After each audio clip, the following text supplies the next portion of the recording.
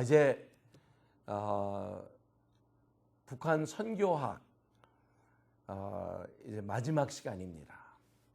최종적으로 마지막 정리하는 이 시간, 여러분한테 과제도 드리면서 그러면서 정리를 함으로 우리가 전체 지난 2주간 동안 공부한 것을 한번 이렇게 모아보는 시간으로 가지겠습니다.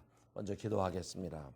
하나님, 저희들이 이렇게 장시간을 통하여 북한 선교에 대한 부분들을 공부하게 하신 주님을 찬양하며 감사합니다. 하나님, 저희들 올바로 알아 주님을 영화롭게 하도록 주님 이 마무리의 시간을 주님이 잘 주관하여 주시옵소서. 우리 주 예수 그리스도 이름으로 기도하옵나이다. 아멘. 지난 2주간 동안 우리는 북한 선교학을 배웠습니다. 그냥 북한 선교에 대한 강의가 아니라 북한 선교학으로 배웠기 때문에 우리가 첫 시간에는 선교에 대해서 성경적 배경을 우리가 짧은나마 우리가 잠깐 배웠고요. 그리고 나서 선교학이라고 하는 차원은 적어도 신학적인 접근에 교회가 무엇인가에 대한 부분을 가지고까지도 잠깐 나누었습니다.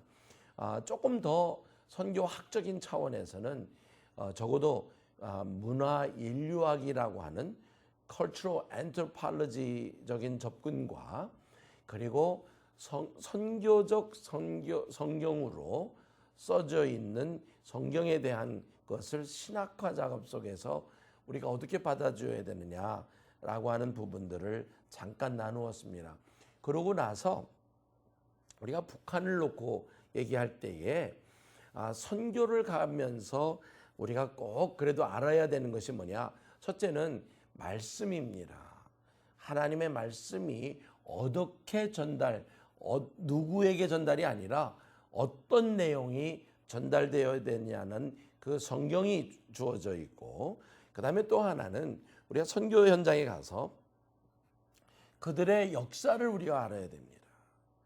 그들이 어떻게 지금까지 지내왔느냐라고 하는 차원에서 믿음의 역사도 있고 종교적인 역사도 있고 정치 경제에 대한 역사들을 알아야만 오늘의 현재 컨텍스트라고 흔히 얘기하는 이 컨텍스트들을 우리가 알 수가 있게 됩니다.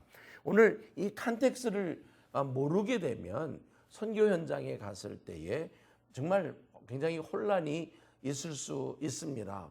왜? 지난번에 보여드렸던 것처럼 그 현장의 교회는 지금 전도적 교회인데 우리는 사회적 교회에 접근하고 있다고 그러면 그 맞지 않는, 마치 초등학생에 가서 대학교 영어를 가르치려고 하는 거와 거의 같은 이런 꼴이기 때문에 그들이 어느 상황에 있는지를 알게 하기 위해서 여러분에게 라이프 사이클이라고 하는 부분도 잠깐 나누었습니다. 그러면서 그들이 어떤 문화 속에 있는지에 대한 공부를 놓고 얘기할 때도 에믹이냐 에틱이냐, 외부 사람들이 들어가서 보는 관점이 있는가 하면 내부 사람들이 자기 자신을 외부 사람을 보면서 보여주는 이런 차원에서 우리가 문화를 알고 환경을 알아가야 하는 차원을 놓고 얘기했습니다.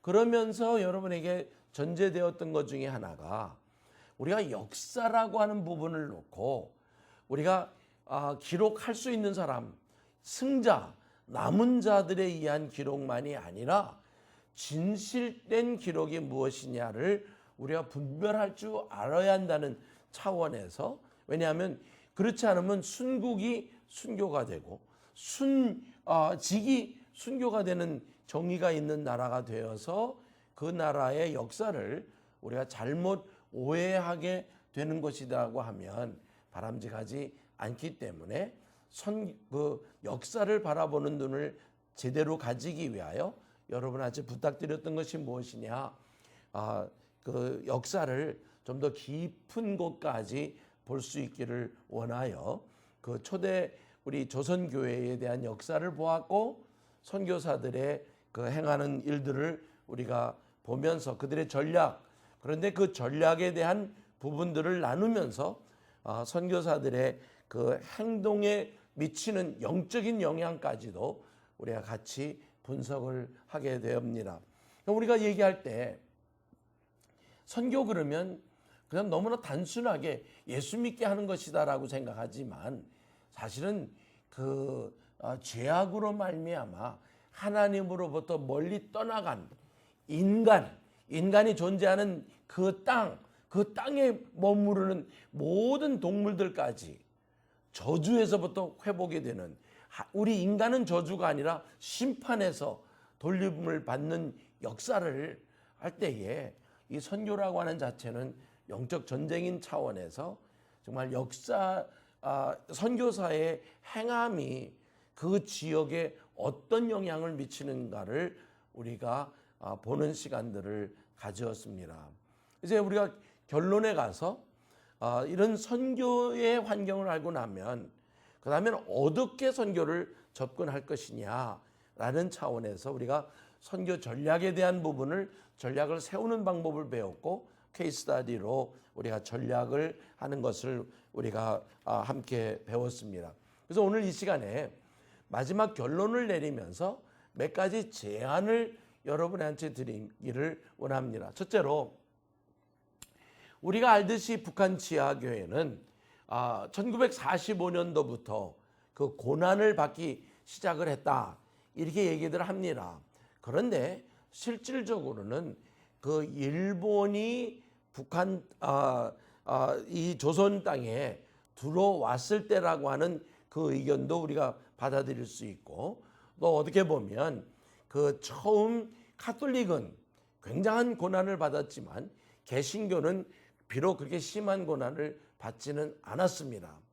그럼에도 불구하고 일정 시대 때에는 그 교회가 교회에서 예배하는 것이 사라지는 그런 어려움들이 주어짐으로 인하여 고난이 오기 시작했는데, 오늘 우리가 말하는 북한 지하교회라고 했을 때는 적어도 1945년도부터 시작을 해서 고난받은 교회를 얘기합니다. 그러고 나서 1953년도 전쟁 이후에는 그 교회는 다 사라졌고요. 그러고 있다가 1988년도에 가서 그 봉수교회가 세워지는 일이 일어났습니다.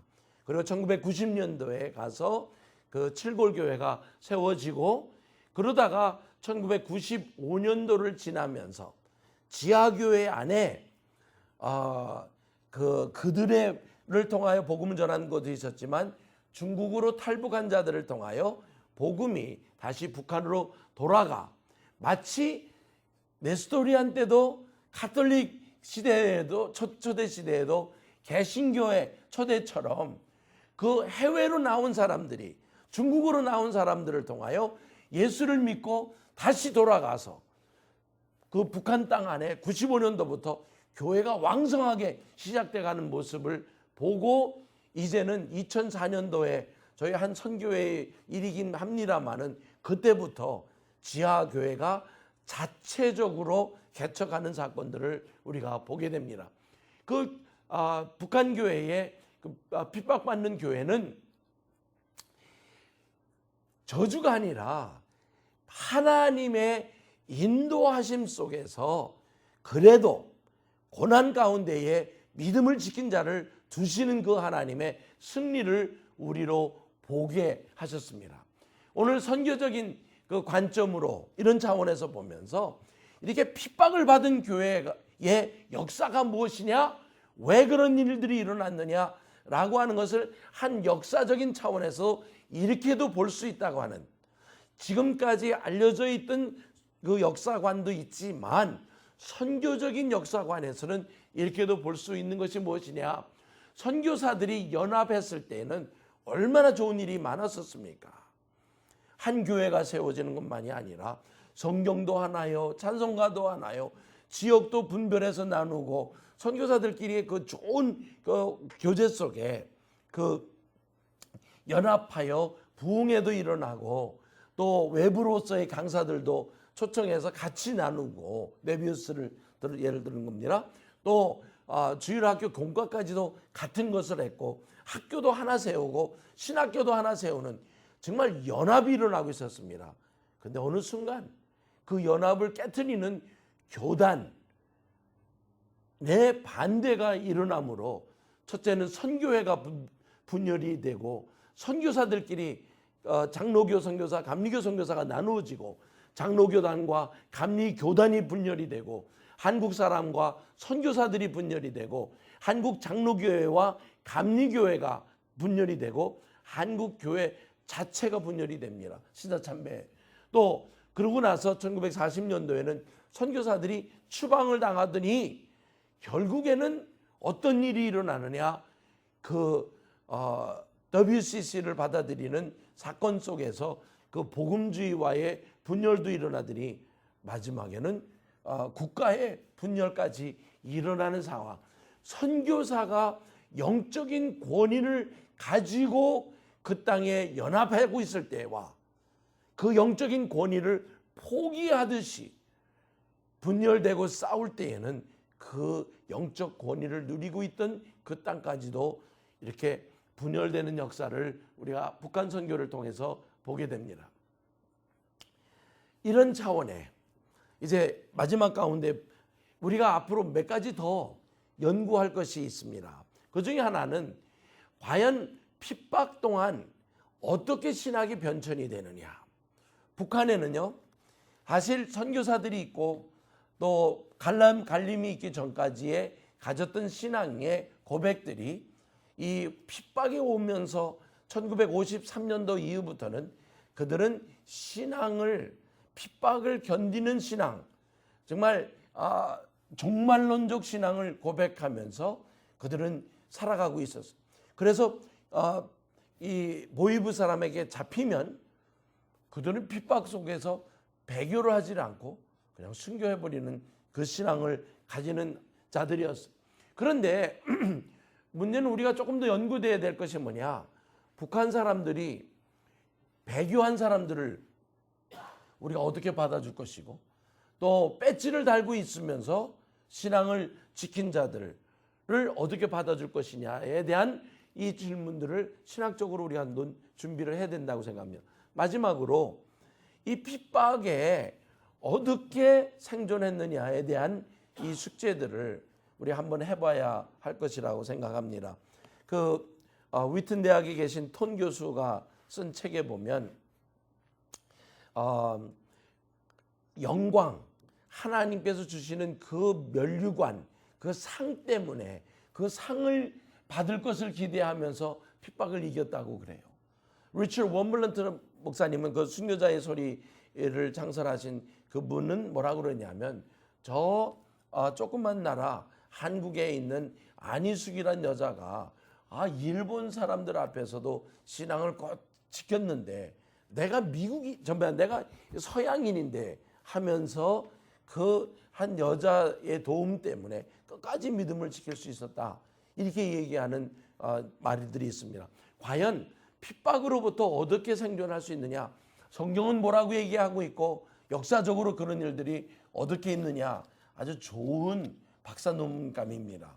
제가 사실 포스닥으로 하고 싶은 연구가 바로 이 분야입니다. 왜? 이것을 통하여 핍박받는 나라에 많은 위로가 될 것이고 또 하나는 실질적으로 이런 그 핍박이 우리에게 닥쳐올 때에 어떤 믿음으로 준비하느냐라고 하는 차원이 굉장히 중요하다고 생각합니다. 어느 책에서 봤는데 전천년설을 가리킨 교회는 핍박을 잘 견뎠는데 무천년설을 가리킨 교회는 배교를 많이 하더라 라고 하는 그 내용을 한번 본 적이 있습니다. 왜 올 고난이 핍박이 그 대환란에 대한 준비를 가르친 교회와 안 가르친 교회의 차이가 있다는 차원에서 우리가 앞으로 계속 연구해야 할 내용이라고 생각을 합니다. 우리가 아까 성경적으로 보면 환란을 어떻게 견딜 수 있었느냐? 아브라함은 도망을 가요. 애굽으로. 야곱도 도망가고요. 또 다윗과 블레셋은 숨어버려요.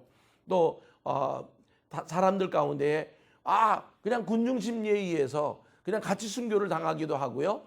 어떤 사람은 훈련으로 한다고 하고, 어떤 사람은 신랑이 올 것에 대한 소망을 가진다고 하는, 이런 여러 가지의 상황들을 좀 더 찾아내는 것들이 우리가 앞으로 생각해야 할 것이라고 과제라고 생각합니다.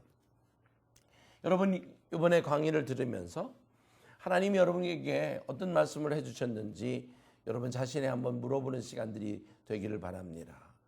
이번 그냥 북한이 아니라 하나님이 역사하시는 그 북한 땅의 이야기들을 우리가 이렇게 공부하면서 아직도 이렇게 핍박받고 있는 지역이 북한에 존재하고 있고, 또 미얀마 그리고 아랍국의 여러 군데에 우리가 복음을 가지고 가서 정말 복음이 전해지지 아니한 그 땅끝까지 복음을 전하는 것이 우리의 사명임을 알고 잘 감당할 수 있는 우리가 모두가 되기를 그리스도 이름으로 축복합니다.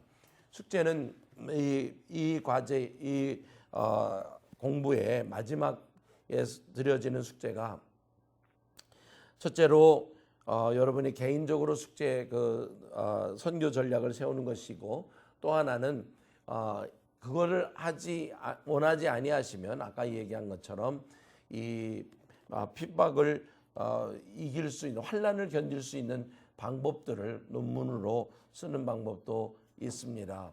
그리고 또 하나는 북한 이해라고 하는 그 책을 보시고 파워포인트로 만드셔서 그걸 통해서 여러분이 정말 하나님의 역사하는 그 북한에 대해서 좀 더 깊이 아는 그런 자리에 여러분의 있기를 숙제로 감당하시길 바랍니다.